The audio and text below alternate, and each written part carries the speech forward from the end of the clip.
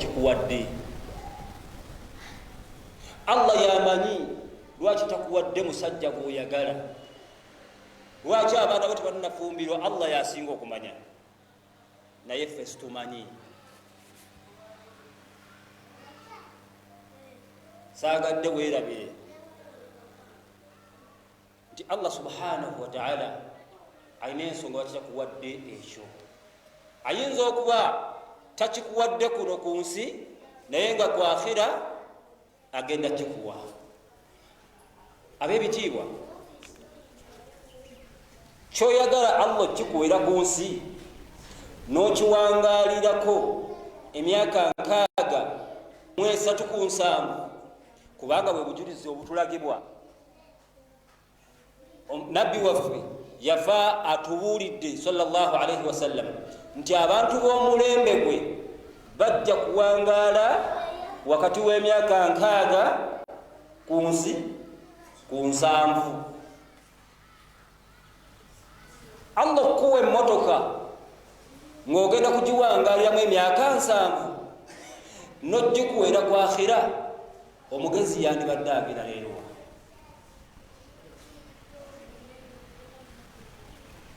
Yalibadde agira neyaku akhira, kubanga mwe muli obulamu obutalimu bukuusa, mwe muli obulamu obw'ebbeeyi, mwe muli obulamu obugenderedde. So ate buno obwensi bukoma bwa 7. Munnange nkugumya nga nange bwe neegumya. Tuyina bingi bye tuyayaanira. Allah bw'aba tabikuwadde, munnange siima, ogume. Oba oliawo Allah abikutegekeddewa ku akhira. Ate toggwa bumwani titakimpadde sijja kukola. Munnange kola, kubanga tomanyi oba nakikuwa omwaka ogujja oba nakikuwa ku akhira. Eyo nno ab'ebitiibwa, kubadde kuyitayo buyisi. Omusomo gwange kigenda kubanga bibuuzo.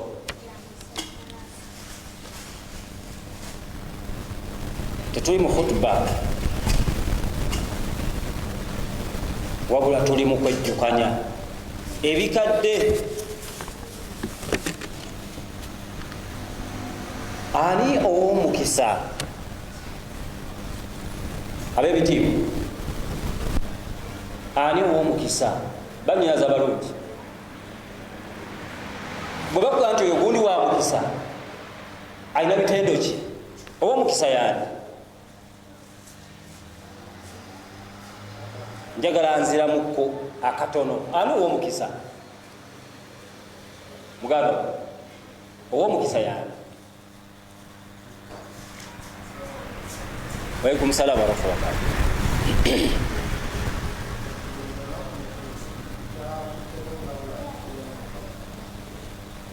Buli kyakutte, kumuganda afe agambye ow'omukisa yoyo nga buli kyakwatako bw'ati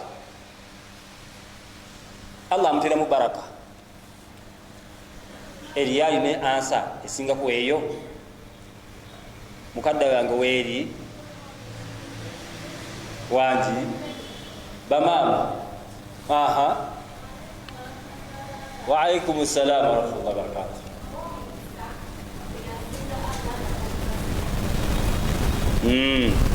Mwannyinaffe agambye ow'omukisa yoyo asinza Allah nga tamugasseeko. Omulala ow'omukisa yaani? Tunoonya wa mukisa. Naawe kyolina kyompa. Aye temuli kusala bubonero, wabula tuyiga. Ow'omukisa yaani? Bimala. Okay. Ow'omukisa yaani? Eyo nnyingo emu.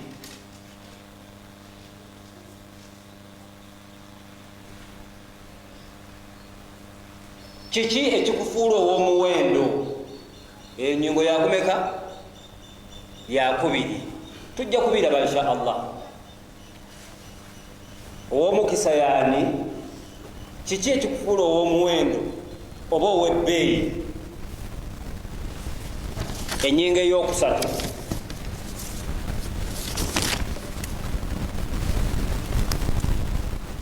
owangaala otya n'abo abakutamwa? Owangaala otya n'akutamwa? Ze ensonga zakummeka kwe tugenda okutambulya biidhinillah. Tulabe abayevu, kuba ffe situli bayevu. Nze ali mu maaso ga musiri muyevu, wabula ngezaako okutunulako ku bigambo byabaki ebyabayevu. Oba ntegerekese? Zisiri muyevu, wabula ntunulako ku bigambo byabaki byabayevu. Bo bagamba ki?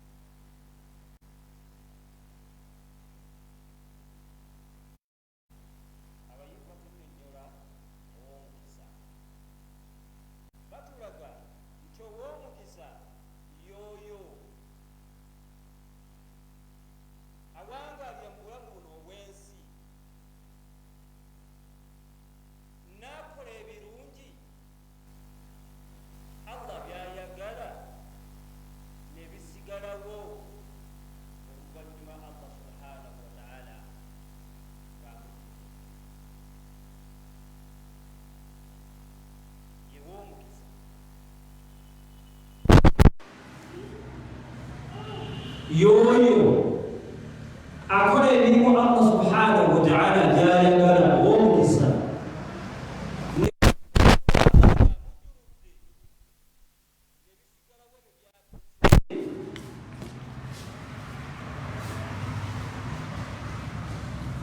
Kintu kijja kuvaawo ne bwe tuba ffenna tunatufudde tuvaawo, bino bijja kusigalawo ku nsi. Kuliko abalamu nga bafu n'abafu nga balamu. Ku nsi kuno kuliko abalamu nga bafu naye batambulaye nga mufu, ate eriyo abafu nga bali tahta sara, wansi wa ttaka naye nga balamu.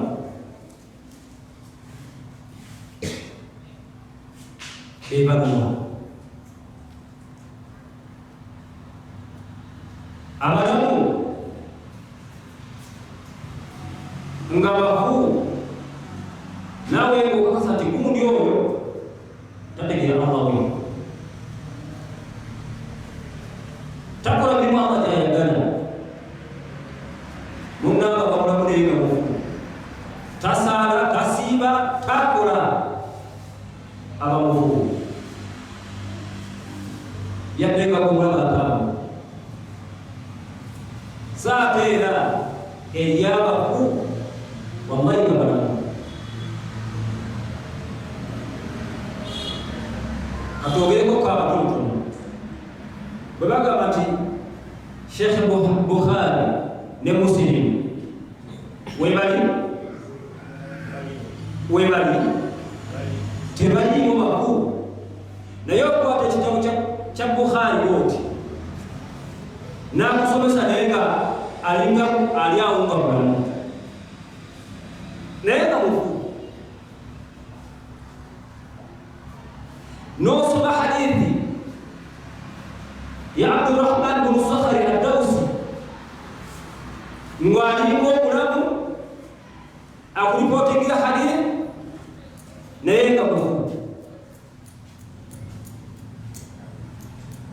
yalekawo okuleka omusomo gwange gutegeeza eyabadde abuuza omusomo gutegeeza okugamba okuleka omukululo kuno ku nsi,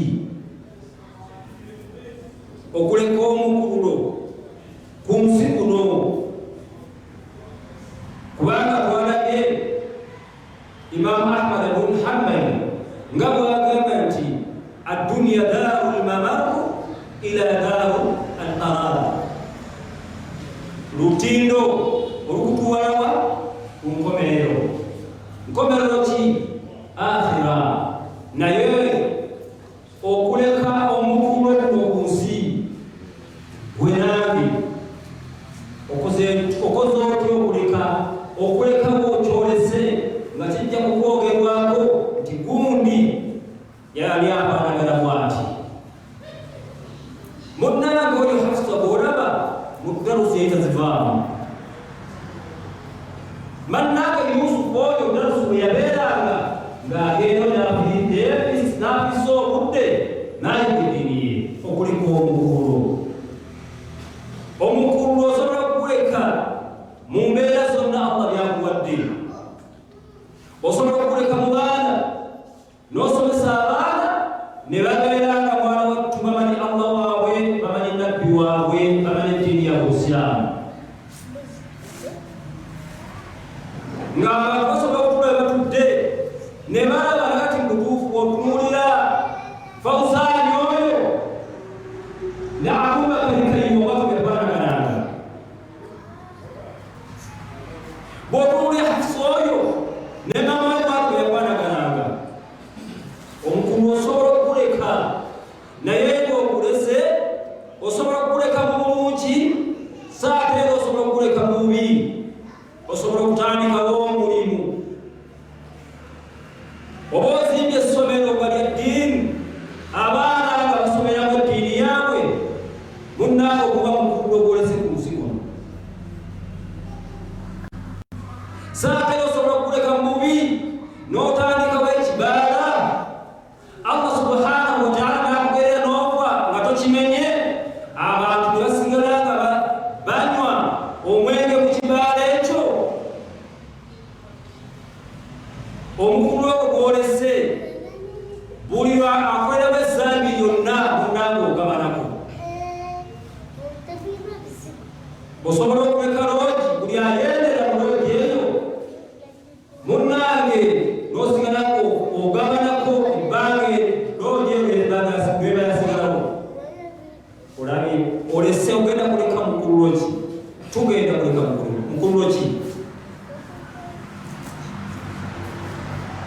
Allah subhanahu wa ta'ala kyayogera mu ssuura y'abangi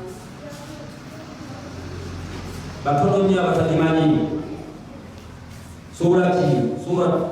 Suratu Yasin. Allah yagamba inna nahnu nuhyi al-mawt wa naktubu ma qaddamu wa atharahum. Allah subhanahu wa ta'ala as-sadiqul masduq, omwogezi w'amazima, yagamba ati inna nahnu nuhyi al-mawt. Obuyinza Allah subhanahu wa ta'ala obutta n'obulamusa yabulina, teriyo kitonde kirina buyinza obwo. Naye agamba nti ffe tutta ate fe tuddamu fe tutta ate fe tulamusa ekyo kyetuba tusse. Yagamba nti wanaktubu ma qaddamu, tuwandiika ebyo omwana Adamu byakulembeza okukola, byokulembeza okukola. Mwanyirese omulungi muganda wange, byokulembeza okukola. Allah subhanahu wa ta'ala yatuteekako malayika bbiri, si ze zokka eziri ku mwana Adamu, malayika bbiri. Mulimu ezikontrolinga ebigere bye mu kutambula, naye katwogere ku bbiri zikuba ze zimanyikiddwa, naye nga nnyingi malayika eziri ku muntu, n'okutereeza okuba nti omutego tegudde eno guti malayika yekikola naye malayika bbiri ebwewaandika birungi ebituufu byokoze kuba si buli kirungi nti kiba kituufu mu njogera entuufu si buli kirungi nti kiba kiki ekkanisa nnungi osanga n'ekkanisa nga nnungi ng'esinga masikiri ku kitundu ekyo naye tebanki enziga omula ennungi oyogeranga nti ekintu ekirungi naye nga kiki nga kituufu mulimu ebikolwa mu musiraamu ngo naye nga birungi naye nga si biki nga si bituufu n'ebirala bingi inna nahnu nuhyi al-mawt wa naktubu ma qaddamu wa atharahum weni wa atharahum okuleka omukululo wa atharahum kwebyo byolese emabega gwe weerabidde nti Allah subhanahu wa ta'ala Allah nga agenda kujjula omuddu yagamba inna alladhina qalu rabbuna Allah thumma istaqamu tatanazzalu alayhim almalaika alla takhafu wala tahzanu mu bintu omuntu yeeraliikirira byagenda okuleka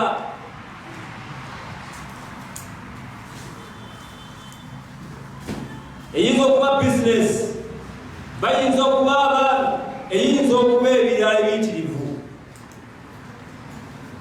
naye Allah ati wanaktubu ma qaddamu wa atharahum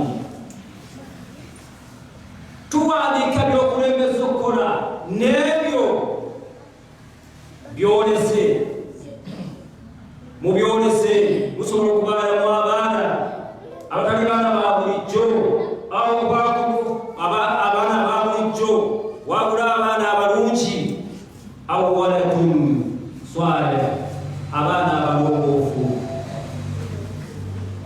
ebyo tuwandiikisa Allah subhanahu wa ta'ala emirimu egyo kuba Allah si mulyazaamaanya yeekola kulyazaamaanya omuntu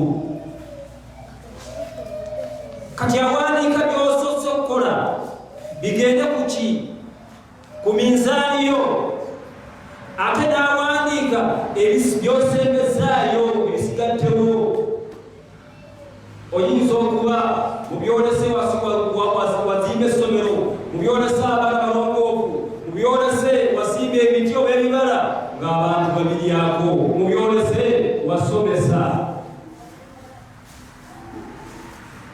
bw'oba tewasomesa onna ne wawandiika abantu babisoma gwe weerabidde wabwa ebintu byetuyisaako amaaso abawalimumanyi okutugamba nti bw'obatta jangu n'ekitabo bw'obatta jangu n'ekitabo n'ekkalaamu babiteeka ku mukutu kubanga kyowandiise munnange kitebenkera kyokutte kigenda ekitabo esobanga wakiwandiikanga kikyo naye okimanyi nti abantu basobola okuba nti bajja kigaddibwamu kigambibwa bawandiisi b'ebyafaayo ti arbauna nawawi eyo hadithi ziri 40 Sheikh Nawawi yali taziwandiikidde etuzisome wabulaya buli hadithi gye yafunanga n'awandiika buli hadithi gye yafuna n'awandiika Allah bw'amujjulula bagenda okukebera mu bintu bye nga mulimu hadithi 40 essaba zino zitugasa naawe nno togayaala towandiika kiyinza otugasa mu maaso ebyo tulaga olaba okifunamu kyendagambye kyeriyo omulamu buno abalamu ng'abafu naye nebeera mu bulamu buno ng'abafu nga balamu ne bwe tulivaawo ekyo kijja kusigalawo wanaktubu ma qaddamu wa atharahum n'ebyo ebyasigalawo ab'ebitiibwa weefubeko neefubeko oleka omukululo mubamu kubaleka omukulu omunsi muno abatajja kwerabirwa Abdullahi bun Mas'ud radiyallahu anhu. Abdullahi bun Mas'ud bamukhallikun batuwandiikira baturipotingira nti yasooka okusoma Qur'ani mu bantu eri Abayahudi, era mu kusoma kwe Qur'ani okwo yafuna obuzibu obutagambika, kuba yali musajja mutono ate nga mumpi nga n'amaanyi matono. Agamba abaaliwo nti nze ngenda kugisoma ekiba kibe, bakugamba togenda basajja kubasomera kusoma Qur'ani kwati bagyetaaga bajja kuyisa bubi. Yaresistinga n'agenda n'agisoma,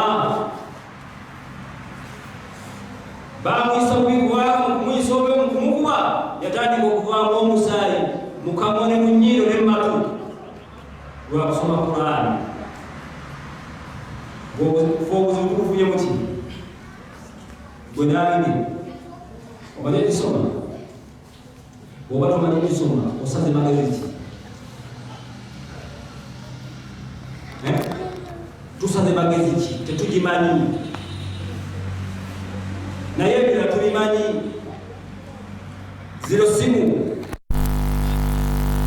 ogimanyi, mwanyiraza ogimanyi, muganda wange ogimanyi, jajjawo yali agimanyi. Osaze magezi ki? Kino duruusu ez'enjawulo bazituteekerawo ne bakugamba jangu osome, n'ebyokulya bwebi tojja kusasula, amazzi agawuzi weegali, buli kimugo jangu n'amazzi ag'okujja kunywa. Ekyewuunyisa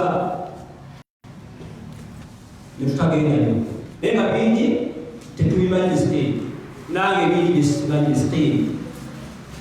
Oyinza okubeera n'onneezimbisa naye bingi byesimanyi nze, bingi byesimanyi. Saba Allah binjigirize nammwe benjigiriza. Walatuma kaddamu athaarahum, okuleka omukulu omunsi muno. Tulabye Abdurrahman bun Mas'ud, Abdullah bun Mas'ud tiyaliko omukulu, saaliwo temwaliwo, naye batugamba yasooka okusoma Qur'ani mu Bayahudi. Ogwo nno omukulu.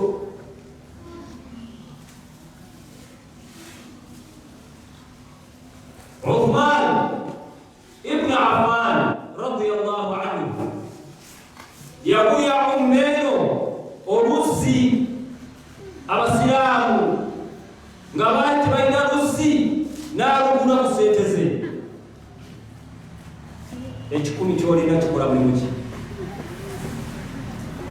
Olukumi lwolina nga bagamba tulina obwetaavu ku masikidi wano kikola mulimu ki? Ekikumi kyolina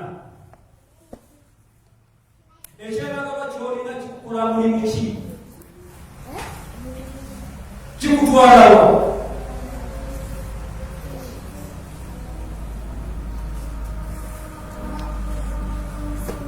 Khalid ibn Walid jeno z'abalwanyi batunyumiza Dafutali nti baali mu lutalo ng'akutte bendera ey'Obusiraamu tegwa, ne batema omukono ogwali kutte bendera negwa, n'akwatisa omulala nagwo ne bagutema, n'agikwatisa omumwa. Bendera y'Obusiraamu ereme kubeera wansi ebere ng'eri waggulu eriko la ilaha illallah. Obwo nno gwe nange bagenda kutwongerako ki nga tetuliiwo.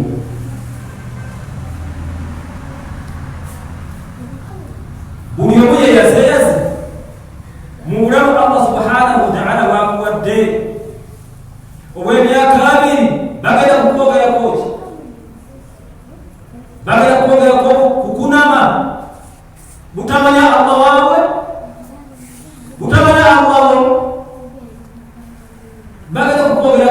ki obuddewo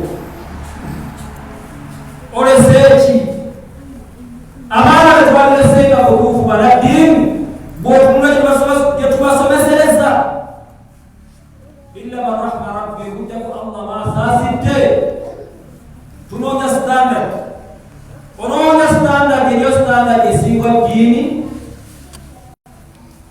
wallahi teriyo standard esinga busiraamu teriyo standard esinga ddiini busiraamu okujjako mu abasomye ennyo naye nze yasomako akatono ennyo era atalina kyemmanyi ku sayidi eyakkono simanyiyo gye batendekera butebe wabayinza kuyisa muzaddewo mu sayidi oluzulu nga bakubuulya nti omuzaddeyo namuyisa bwoti nga yo subject obaolyawo kimanyi naye sikimanyi subject sikimanyi nga bakugamba nti omuzadde onamuyisa bwoti naye subject eyogera ku muzadde ani atayagala kumuyisa bulungi ani atayagala kumuyisa bulungi nga Qur'ani bweyogera wabwe kwe tukyusa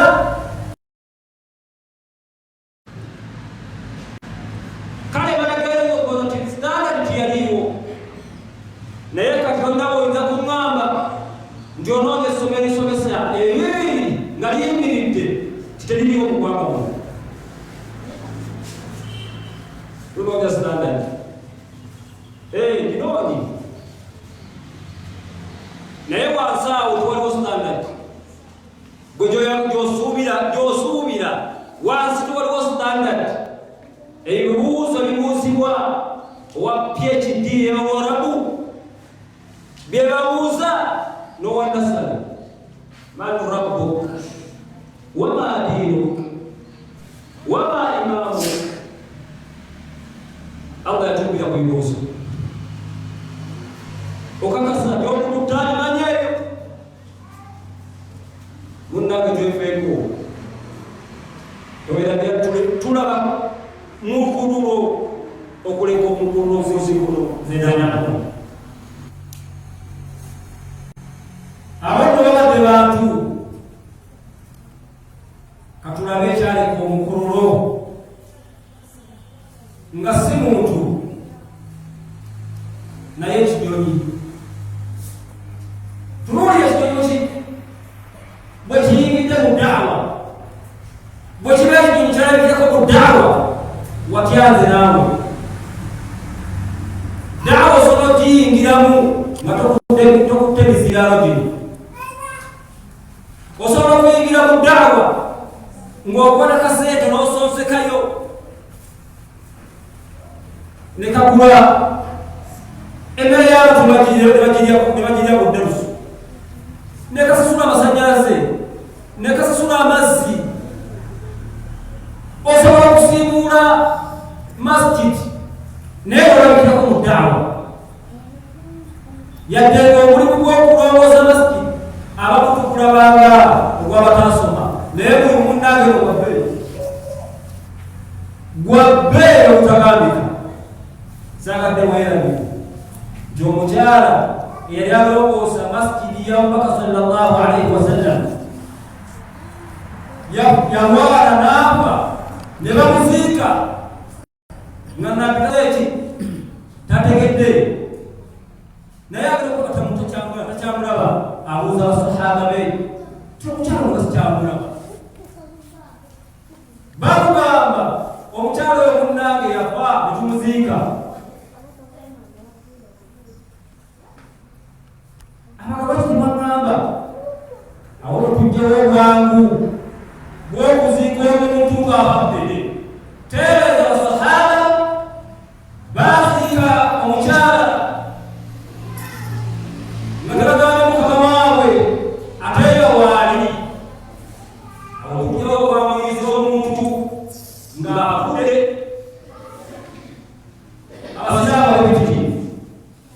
kujyaho icyo bige kirimo kwamiriza ubuzima bw'abantu. Niyo byarera ngabarara abazaba batebye imyesi ebiramutere naku ngakuye mukikigabo naye yabaga bakikunabire bamuzize ayagala kwati kumuzimu banenda wawe yagala musali yagala musali ana musali abeki ana musali cyabo nabi sallallahu alaihi wasallam abapo kujana ya mabeyo kijana mkuu kwa mabeyo Ogoze ni kwa Allah subhanahu wa ta'ala. Tunakwenda kwa Mungu mzee wangu. Mungu orake twalimu na kasalimu leo tumodia kutale ya singura masjid wewe niongoza na nabii sallallahu gogo mwana Mungu wewe anabana pia kicheke kile kwa wale wengine echo Allah sisi leo kwa Mungu sio bi echo ni cyane kwa Mungu Mungu cyane kwa Mungu zakatero yake kumweka kwa Mtume alayhi salatu wasallam yalikuwa kwa mchana Balqis nga alinaba bamusiza babikana Allah subhanahu wa ta'ala na yetu yoni chechaja nechama na Sulaiman alayhi salatu wasallam jeyo wake ndio chale inayama bamusiza na yataka sisi wale mwerani ababire bimani aliyosizwa na yeye yauliza fala tunataka kusizia Allah subhanahu wa ta'ala na tusizia mambo na tusizia tukirika uraishi kimani ndio tusizwa na yeye wataka kunani ngatatumia bebe usije vitu vya Allah anatoa atakarabana Adam wa hamalnahu fil ardi wal bahr yawamu ala talabu zalama kibalishi tulibalishiwa neno la kusiza Allah subhanahu wa ta'ala wala shirk na Allah subhanahu wa ta'ala yakubatabu imewekewa tuongeza wache tupenda kaide abasasa mambo mengi akachacha abasasa dara bora kwa chini chodo bora kwa mengi akacho watara kula alani hapo ndio yeye kwa abali kama tayari kubadilika na yeye jioni kikala na Sulaiman alayhi salatu wasalam tunataka kwa da'wa elimu hii nenda kwa da'wa nenda kwa chi au tataka manani kwa kale elewa kusikiza ndio ndio yao kwa jamii kwa sasa ndio tutatugombana na wale kicheche kikubwa Mungu kwa mapema sasa ni kutoka kwenye kitumizi soka abake ile katweyo tetwanyo ajaye musia pele sio kwa jinsi sana tetwanyo ni ajaye musi kakabirete hapa chama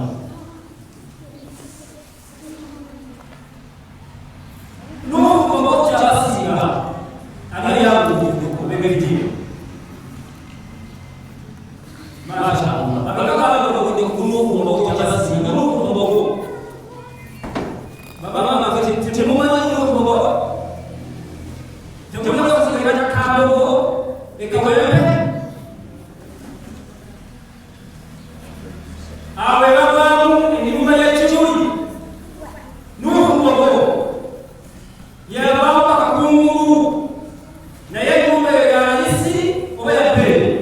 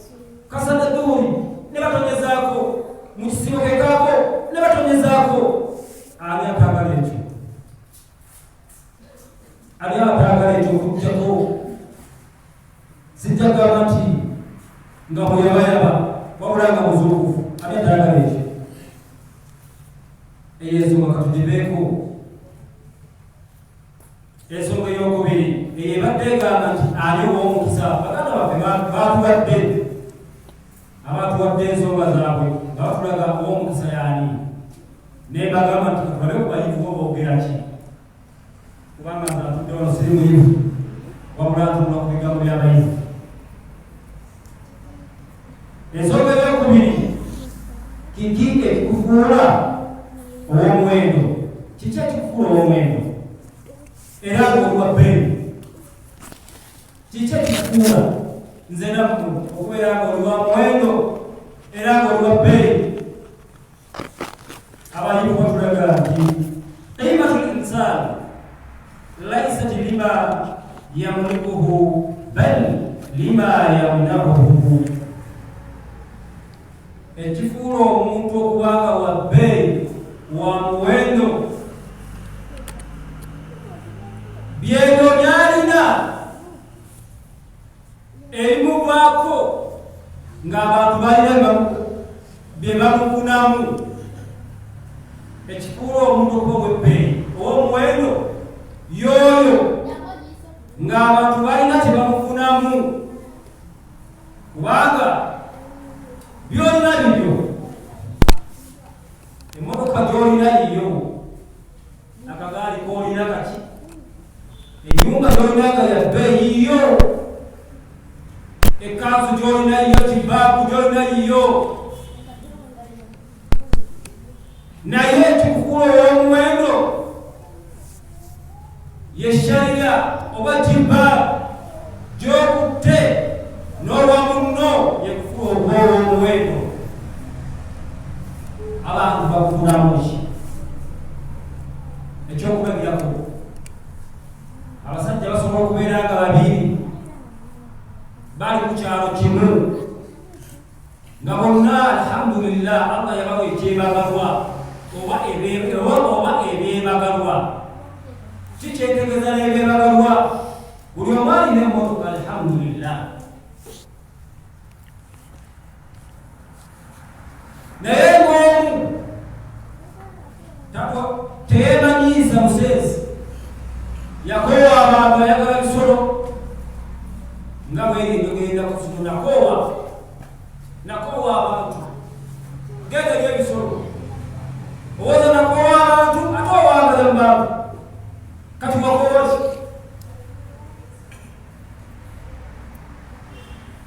Oba wakoowa kyo?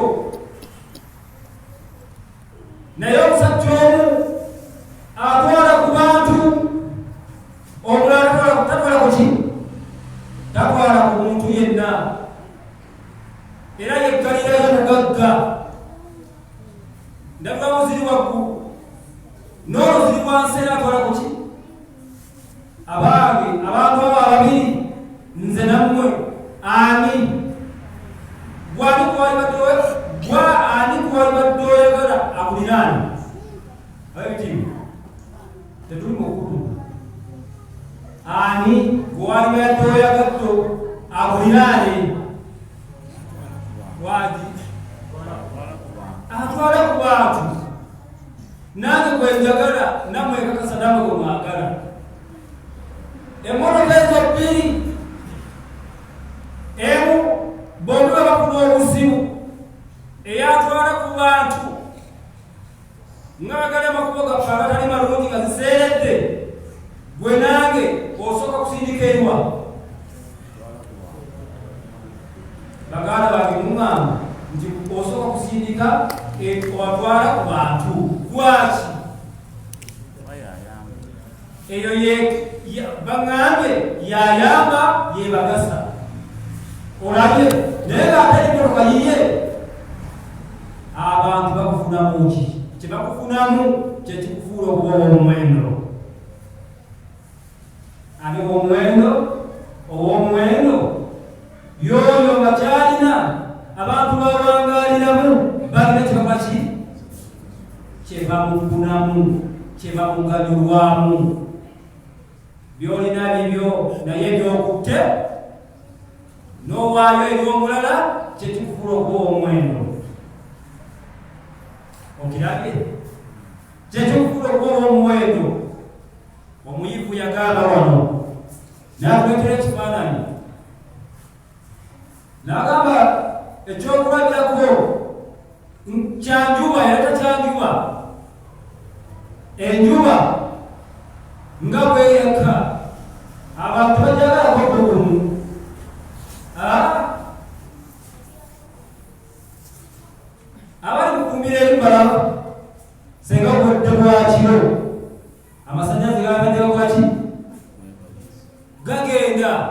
unity nga zikola ki nga zitambula naye bakola emirimu gyabwe lwaki olw'ekitambala ky'enjuba kati enjuba tujagala tukitanga tusobole okubanga betukola ki byetukola n'abantu bakwetaagako ebigezo gye babyona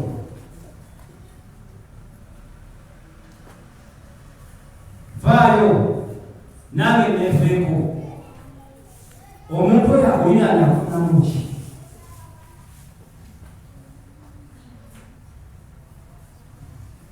totamwa butamwa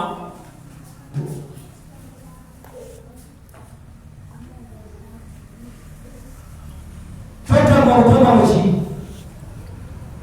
bwewangaala naye sinkola nsiraamu era sinkola ya kibiina kya Nabi Muhammad sallallahu alaihi wasallam abantu bakufunamu ki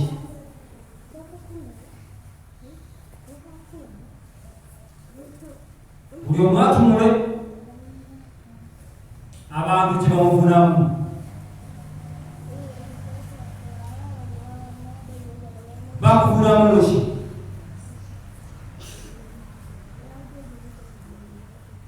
lwaki omutala wa jilbaabu baneighbours bakwekukula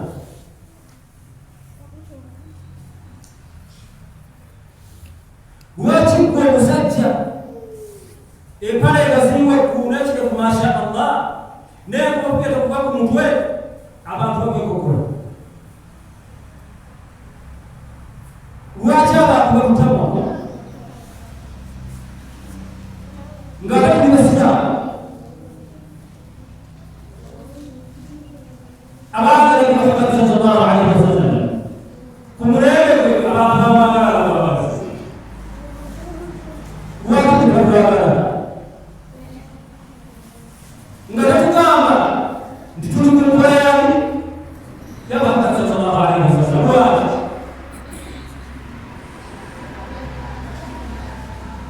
eitha twagwaddala kata bwe gamba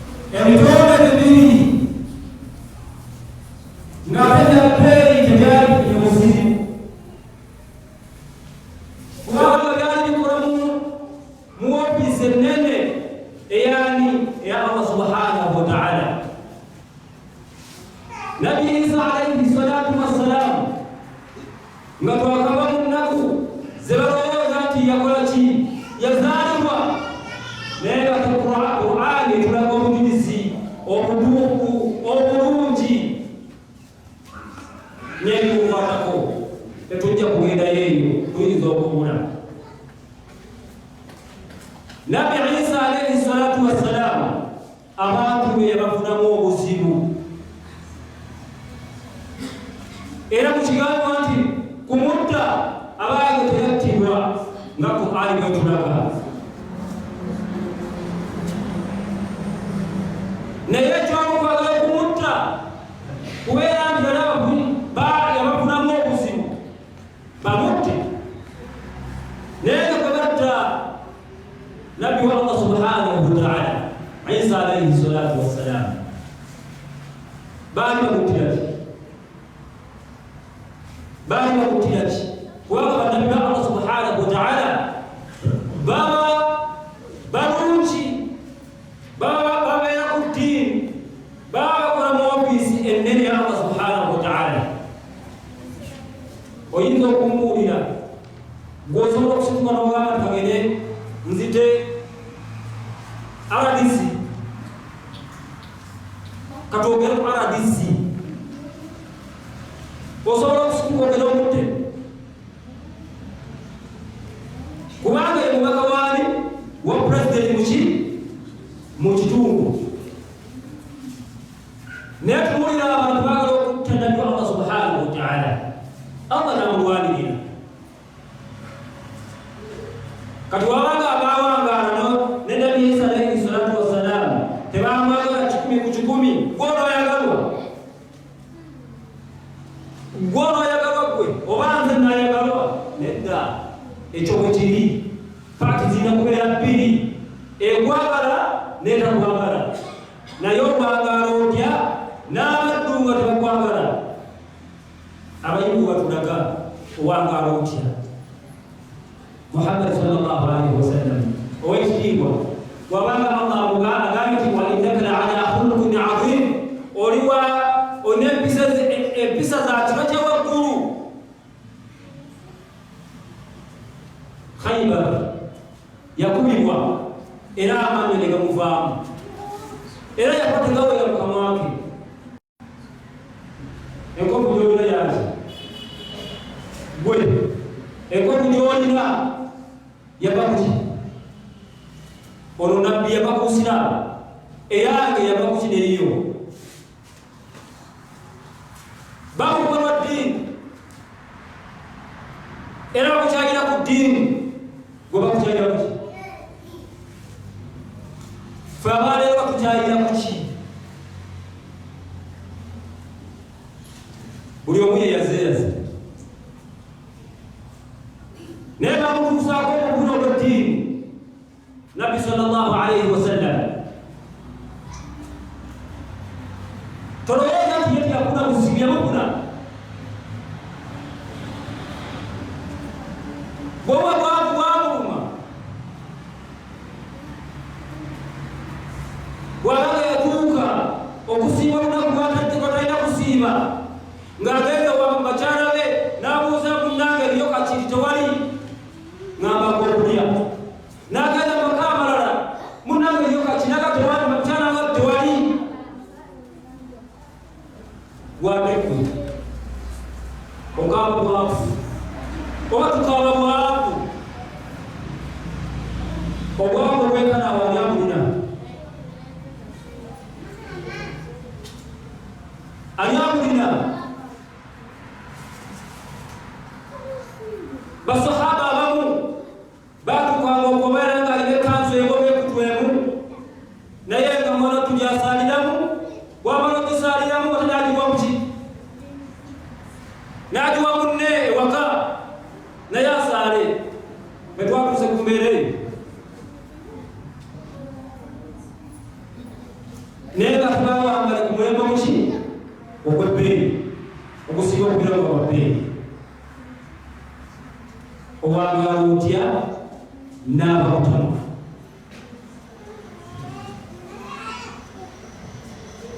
Abayivu batulaga nga baanduula ekibuuzo ekyo, bagamba nti la tubadir alkarahiya bilkarahiya, la tubadir alkarahiya bilkarahiya. Munnange togezangako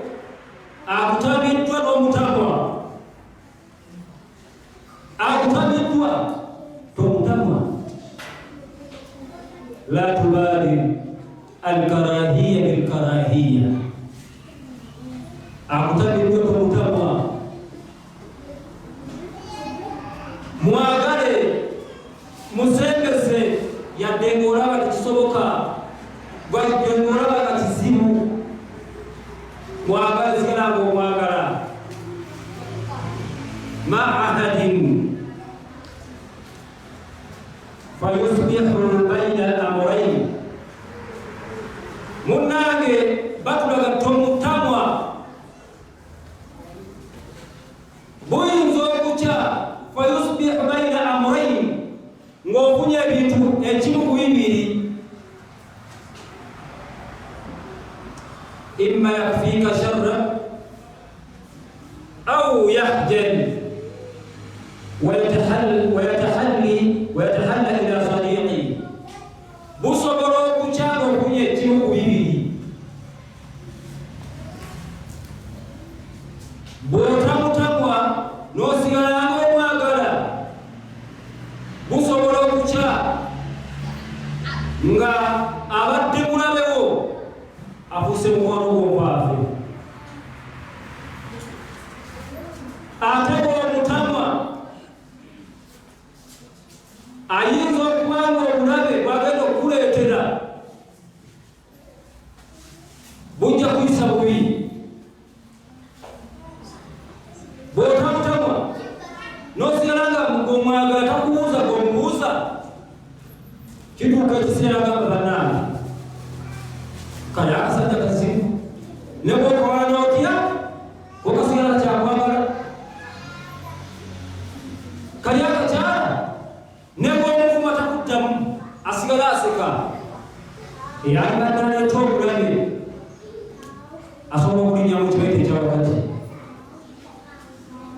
Saagadde weerabire ti Nabbi Muhammad sallallahu alaihi wasallam obuzibu obunene yakufuna.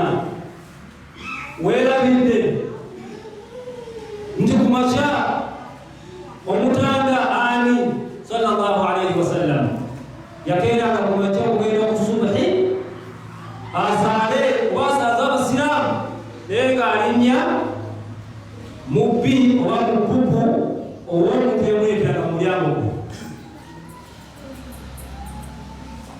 Mu mulyango gwe gamba agenda okuteekayo ekigero ng'alinnyamu, bw'atalinnya mu susu alinnya mu bubu.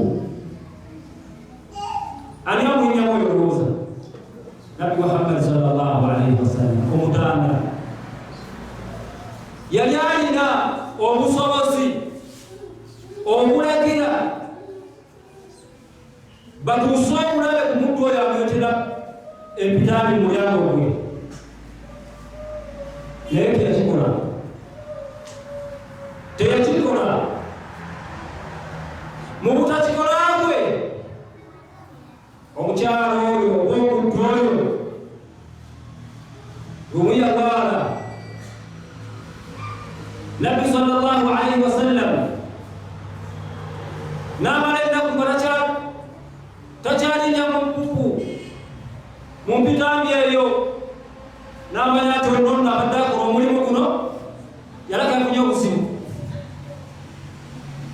n'agenda amulambula. Okisobola obazaalika ebibiina tukisobola wepibeemu okisobola. Naye yagendayo, bw'agendayo n'oli yamwekanga amubuuza otegedola nafunye obuzibu, amugamba nti yati omulimu gw'obadde ng'onkolera buli ku makya saakusanze nemanya nti obuzibu okolaze eki wafunye obuzibu naye nze kulambula. Yamanya nti olonabbi Allah subhanahu wa ta'ala abantu kumanya kumanyika katono tunaaku oyo mubaka alayhi salatu wassalamu omukyalo oyo anti ndaba mukama wange asembere katwanguye abange omuntu oyo yasiramuka oba tesiramuka wange yasiramuka oba tesiramuka lwaki yasiramuka olowooza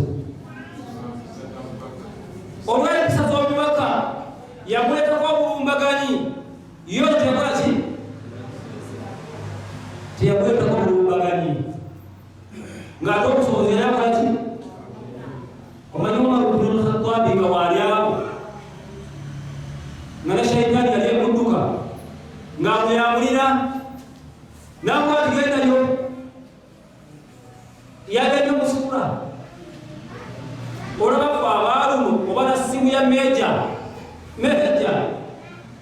naye ngoko kutaka mkubwa abantu banonya baita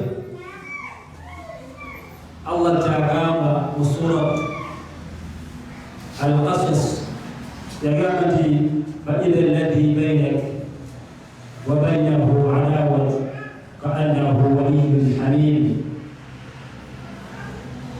atulagati watu watu kunyowa musimu wonna eri bantu banabbe ebera kitunwe bayi tamu aya sabunya sura Fussilat Allah ta'ala wama yulqaha illa alladhina sabaru wama yulqaha illa dhul hazzin 'azim munage tekitukikako kitwogedde okujja ku Allah subhanahu wa ta'ala bawadde okugumiikiriza nga bwaki nga bwawaggulu abantu bakosa abantu baliiza abantu obwekuuma bw'abantu